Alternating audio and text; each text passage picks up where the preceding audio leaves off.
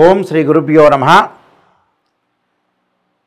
ఇక్కడ ఏదైతే మనం జన్మజాతకాన్ని చూసుకున్నప్పుడు జన్మజాతకంలో ఉండే ఫలితాలు వేరుగా ఉంటాయి, గోచారరీత్యా చెప్పబడే ఫలితాలు వేరుగా ఉంటాయి. ఎప్పుడు కూడా name, date of birth, time, place of birth అలానే తీసుకొని దాన్ని క్యాలిక్యులేషన్ చేసి జాతకాన్ని చెప్పటం విధానం అనేది మనం జన్మజాతకం అంటాం. అంటే గోచారం వేరు. ఎప్పుడు కూడా గ్రహాలు మారుతున్న దాన్ని గోచారం అంటాం. ఒక బర్త్ చార్ట్ని 16 లగ్న కుండళ్ళు ఎనాలిసిస్ చేసి చెప్పటం అనేది వేరుగా ఉంటుంది. అది రాశిచక్రమని, భావచక్రమని, నవాంశమని, దశమాంశమని, త్రింశాంశమని, కవేదాంశమని, అలానే హోరా, ద్రేకాణం ఇలాంటి 16 లగ్న కుండళ్ళనే ఉంటాయి. అలానే దశలు, అంతర్దశలు అంటే ఏ దశలు అనేది వాళ్ళకి యోగిస్తుంది, ఏ దశల్లో యోగించదు, అలానే ఏ గ్రహాలు ద్వాదశ భావాల్లో ఏ విధంగా ఉండబోతున్నాయి. అంటే ఒక లగ్నాన్ని మనం అనుసరించేటప్పుడు తనుభావమని, ధనభావమని, తృతీయ భావమని, సోదర భావమని, అలానే చతుర్థ భావమని, పంచమ భావమని, సంతాన భావమని ఇలాంటి భావాలు అనేవి మనకు 12 భావాలు చెప్పబడింది. ఈ 12 భావాల్లో ఏ గ్రహాలు ఉన్నాయి, ఆ భావాధిపతులు, ఆ రాశిలో ఏ గ్రహాలు ఉన్నాయి, ఆ రాశ్యాధిపతులు ఎక్కడున్నారు, వారి యొక్క దృష్టి ఏంటి, ఏ దశలు జరుగుతున్నాయి, ఏ రకంగా దోషాలు అనేవి జాతకపరంగా ఉన్నాయి అనేది చాలా ఇంపార్టెంట్. ఎప్పుడు కూడా జన్మజాతకం అన్నంత ప్రయారిటీ గోచారం అనేది ఉండదు. కాబట్టి మన జన్మజాతకాన్ని చూసుకొని మన లగ్నాన్ని మ్యాథమెటికల్గా క్యాలిక్యులేట్ చేసి ఎన్ని డిగ్రీల్లో గ్రహాలు ఉన్నారనేది మనం అనాలిసిస్ చేస్తే జీవితం అనేది, లైఫ్ అనేది మన పర్ఫెక్ట్ రిజల్ట్స్ వచ్చే అవకాశం ఖచ్చితంగా ఉంటుంది.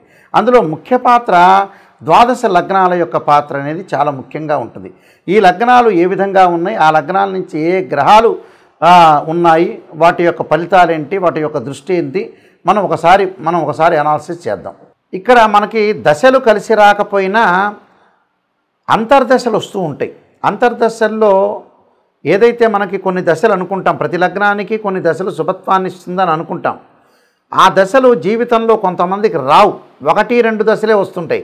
కొంతమందికి ఒక దశే వస్తుంది, కొంతమంది 2 దశలు వస్తాయి, కొంతమంది 3 దశలు వస్తాయి. 3 దశలతో వచ్చేవాళ్ళు చాలా తక్కువ మంది ఉంటారు. కాబట్టి ఆ దశలు రాకపోయినా అంతర్దశలు వస్తుంటాయి. అంటే ఆ గ్రహాలకు సంబంధించిన అంతర్దశలు వచ్చినప్పుడు కూడా మనకు సుఫలితాలు జరిగే అవకాశాలు ఖచ్చితంగా ఉంటాయి. అదొకటి. కొన్ని లగ్నాలకి ఏంటంటే ఆ దశలు అనేవి చెడు దశలు వస్తుంటాయి. ఈ గ్రహాలు చెడు దశలు వచ్చే అవకాశం ఉందని నేను చెప్పినప్పుడు ఆ అంతర్దశల్లో చెడు అంతర్దశలు ఉంటాయి. ఆ చెడు అంతర్దశల్లో వచ్చినప్పుడు కూడా ఉదాహరణకి ఒక లగ్నానికి, ఉదాహరణకి మేషలగ్నానికి ఉదాహరణకి కుజుడు మహర్దశ బాగా కలిసి వస్తుందని నేను చెప్పా. కానీ వాళ్ళ జీవితంలో వచ్చేటప్పటికల్లా కుజ మహర్దశ వస్తుంది. వచ్చిన తర్వాత కుజుడిలో చెడు అంతర్దశ వస్తుంది. అప్పుడు ఫలితం అనేది మధ్య రకంగా ఉంటుందని మనం బేరీజ్ వేసుకోవాలి. అందువల్ల అక్కడ కుజుడే అంతర్దశ వస్తుంది, చెడు దశ వస్తుంది. ఉదాహరణకి చెడు దశ ఒకటి వచ్చింది అనుకుంటా, కుజుడు అంతర్దశలో అది కూడా మధ్య రకంగా ఉంటుంది. అంటే మనకి శుభత్వాన్నిచ్చే మహర్దశ వచ్చినా, శుభత్వాన్నిచ్చే అంతర్దశ వచ్చినా మనకి మంచి ఫలితాన్ని వస్తాయి.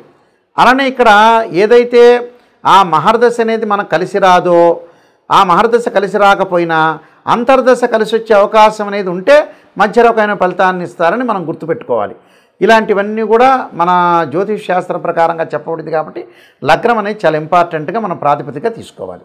ద్వాదశ లగ్నాల్లో 7వ లగ్నం తులాలగ్నం. తులాలగ్నంలో జన్మించిన వాళ్ళకి ఏ మహర్దశలు కలిసి వస్తాయి, ఎలాంటి యోగాలు అనేవి లభించే అవకాశం ఉంటుంది, ఎలాంటి అదృష్టం పట్టే అవకాశం ఉంటుంది, ఎలాంటి రాజయోగాన్ని ఇచ్చే అవకాశం ఉంటుందని మనం ఒకసారి పరిశీలన చేద్దాం. తులాలగ్నంలో జన్మించిన వాళ్ళకి ముఖ్యంగా తులాలగ్నానికి అధిపతి అయిన శుక్రుడు మంచి చేసే అవకాశం ఎక్కువగా ఉంటుంది. తులాలగ్నానికి సహజంగా శని, బుధులు సుఫలితాన్ని ఇస్తాడు. అలానే శుక్రుడు కూడా సమత్వాన్ని మంచిగా ఇచ్చే అవకాశాలు ఎక్కువ ఉంటాయి. తులాలగ్నంలో జన్మించిన వాళ్ళకి శుక్ర మహర్దశ యోగించి లగ్జరీగా వాహనాల్లో తిరిగే అవకాశాలు బాగా ఎక్కువగా ఉంటాయి. అలానే నూతన వాహనాల్లో మార్పులు చేస్తుంటారు.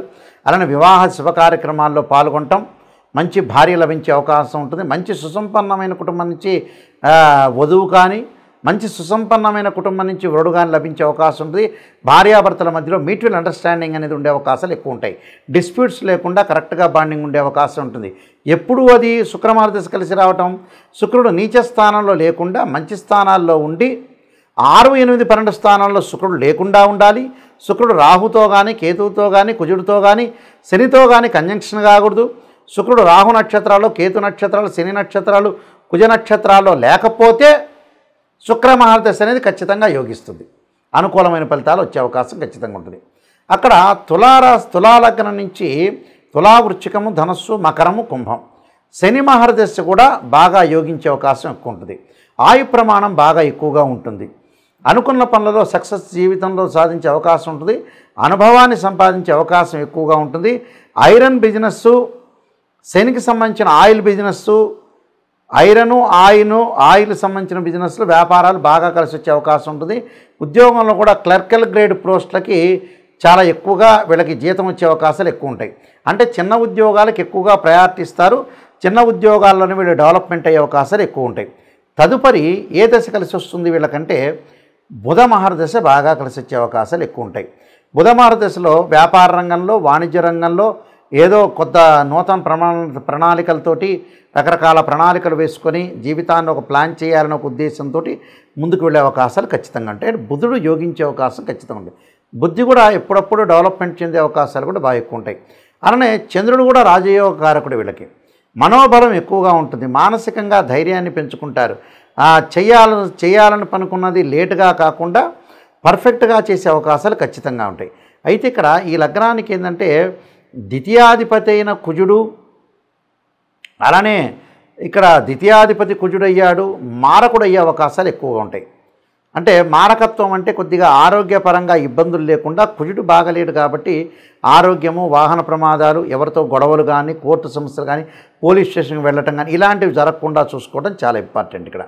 ఎందుకంటే ఇక్కడ ద్వితీయాధిపతి అయ్యాడు, ఇక్కడ అష్టమాధిపతి కూడా అయ్యాడు కాబట్టి ఆరోగ్యాన్ని మనం జాగ్రత్త ఉండాలి. కుజదోషం ఉందా లేదా చూసుకోవాలి. వాళ్ళ నక్షత్రాన్ని అనుసరించాలి. కుజ మహర్దశ కలిసి రాదంటే కొంత జాగ్రత్తగా ఉండాలి. కుజుడు నీచ స్థానంలో ఉంటే మరింత కలిసి రాదు. కొంత ఉచ్చ స్థానంలో ఉంటే కనీసం 30% అయినా కలిసి వచ్చే అవకాశం ఒకటి ఉంటుంది. అలానే గురువు సంబంధించిన విషయాల్లో కొంత మారక లక్షణం ఉండే అవకాశం ఉంటుంది. తులాలగ్నానికి రవి లాభాధిపతి పాపవుతాడు. చంద్రుడు దశమాధిపతి శుభుడయ్యాడు. కుజుడు ద్వితీయ సప్తమాధిపతి, ఇక్కడ ఉభయ మారక స్థానాధిపతి కావటం వల్ల మారకుడు అవుతాడు. కుజుడు విషయంలో కుజమారదశలో ఆరోగ్యాన్ని చాలా జాగ్రత్త ఉండాలి. వాహన ప్రమాదాలు జరగకుండా చూసుకోవాలి.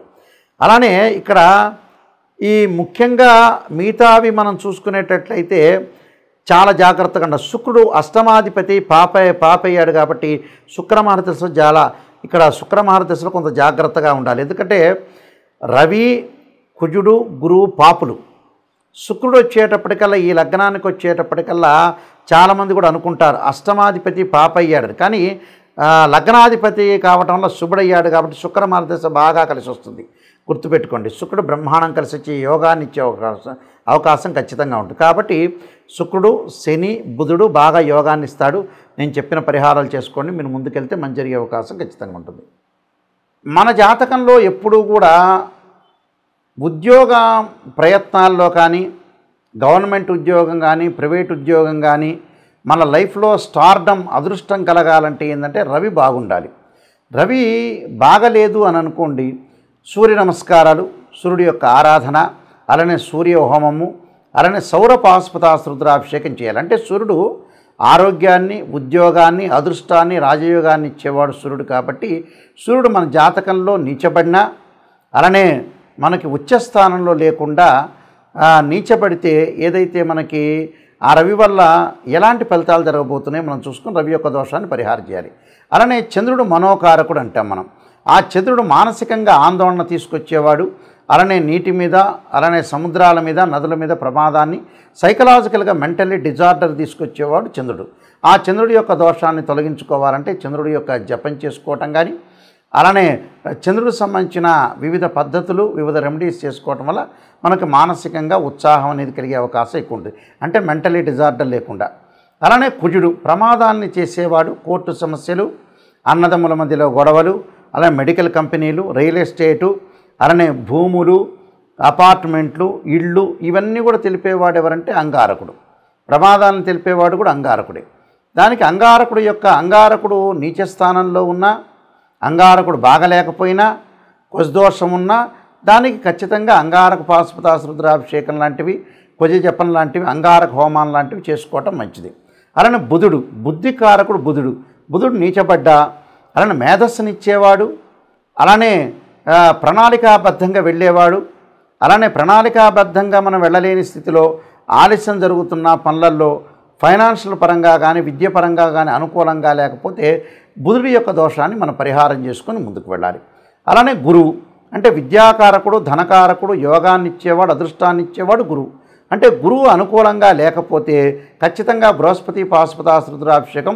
గురువు నీచ స్థానంలో ఉన్న ఎన్ని డిగ్రీల్లో నీచ స్థానంలో ఉన్నాడు అనేది మనం చూసుకోవాలి. ఆ గురువు యొక్క ఫలితాన్ని మనం అనుసరించి గురువు యొక్క దోషాన్ని మనం పరిహారం చేసుకోవాలి. దానికి బృహస్పతి పాశుపతాస రుద్రాభిషేకాలు ఉంటాయి, గురు జపాలు కూడా ఉంటాయి. ఖచ్చితంగా రెమెడీ అనేవి ఖచ్చితంగా చేసుకొని ముందుకు వెళ్ళాలి. వివాహకారకుడు అంటే కళత్రకారకుడు, అలానే లగ్జరీని ఇచ్చేవాడు, సుఖాన్ని సౌఖ్యాన్ని భోగాన్ని ఇచ్చేవాడు, వివాహం జరిపించేవాడు శుక్రుడు. శుక్రదోషం ఉంటుంది కొన్ని జాతకాల్లో. అంటే శుక్రదశ కలిసి రాని వాళ్ళు ఉంటారు. నేను చెప్పిన రవిదశ, అలానే చంద్రుడు, కుజుడు, బుధుడు, గురువు, ఈ శుక్రదశలు అంతర్దశలు బాగలేని వ్యక్తులు కూడా శుక్రుడు వివాహం కాబట్టేదో ఆలస్యం అవుతుంది, దగ్గరికి వచ్చినట్టు వచ్చిపోతుంది, ఏది కూడా మనం పనులు చేయలేకపోతున్నాం, వాహనాలు కొనుగోలు చేయలేకపోతున్నాం అనే వ్యక్తులందరూ కూడా భృగు పాశుపతాస రుద్రాభిషేకం లాంటివి చక్కగా జాతకాన్ని చూపించుకొని జాతకంలో అసలు నిజంగా దోషం ఉందా లేదా తెలుసుకొని ముందుకు వెళ్ళటం అనేది చాలా మంచిది.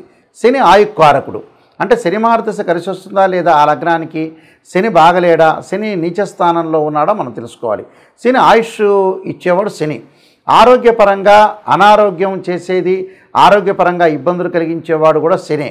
అలానే రవి కూడా ఆరోగ్యపరంగా ఇబ్బందులు కలిగించేవాడే. అలానే కుజుడు ప్రమాదాలను కలిగించేవాడు. కాబట్టి శని యొక్క దోషం పోవటానికి శని జపము, శనికి సంబంధించిన హోమము, అలానే తైలాభిషేకం లాంటి వివిధ పద్ధతులు చాలా ఉన్నాయి. ఆ శని యొక్క దోషం తొలగించుకోవటం చాలా మంచిది. అలానే రాహు అంటే విదేశాలకు వెళ్ళటం, జీవితంలో మాయగా ఉండటం, జీవితంలో ఏది కూడా అనర్థాలకు దారితీసే అవకాశాలు, దగ్గరకు వచ్చినట్టు వచ్చి పనులు లేటుగా జరగడానికి రాహువు సంబంధించినవి కూడా సర్పసూక్త పాశుపతాస రుద్రాభిషేకం లాంటివి చేసుకోవాలి. రాహు మార్గదశ కలిసి వస్తుందా లేదా కూడా చూసుకోవాలి. అలానే కేతు, జ్ఞానకారకుడు కేతు అంటాడు. ఆ కేతువు మంచి స్థానంలో లేకపోయినా, రాహుకేతు నీచ స్థితిలో ఉన్న సర్పదోషాలు, కాలసర్పదోషాలు ఉన్నా కూడా ఆ కేతు యొక్క దోషాన్ని పరిహారం చేసుకోవడానికి గణపతి యొక్క ఆరాధన చాలా ముఖ్యమైనది. కాబట్టి ఆ కేతు మహర్దశ కలిసి వస్తుందా లేదా కూడా చూసుకోవాలి. ఇవన్నీ కూడా జన్మజాతకాన్ని బట్టి, ద్వాదశ భావాలను బట్టి, రాశ్యాధిపతులను బట్టి నిజాన్ని తెలుసుకొని మనం ముందుకు వెళితే దాని యొక్క పరిహారాలు, ప్రతి పరిహారానికి కూడా ఖచ్చితంగా ఒక జీవితంలో ప్రాబ్లమ్స్ ఉందంటే ఖచ్చితంగా పరిహారం చేసుకుంటే చాలా మంచి జరిగే అవకాశం ఉంటుంది. నెగిటివ్లో ఉంటేనే మనం పాజిటివ్ వస్తే మనకు మంచి జరిగే అవకాశాలు ఖచ్చితంగా ఉంటాయి. వీళ్ళందరికీ కూడా సుఫలితాలు జరగాలని ఆశిస్తూ సర్వే జనా సుఖినో భవంతు.